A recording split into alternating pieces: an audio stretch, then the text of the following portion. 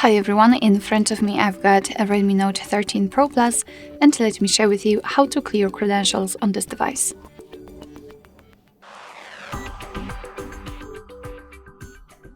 So let's start with opening the settings, and here we have to scroll in order to find passwords and security. Then let's scroll and find the privacy, and right here we have to scroll down again to localize more security settings. Then encryption credentials, and as you can see, almost at the very bottom of the list we've got the option we're looking for. So let's tap on clear credentials and confirm it with OK. We'll have to also confirm it with our screen lock, and as you can see we've got this information, which means that we just successfully removed all certificates. Alright, so that will be all. Thank you so much for watching. I hope that this video was helpful, and if it was, please hit the subscribe button and leave the thumbs up.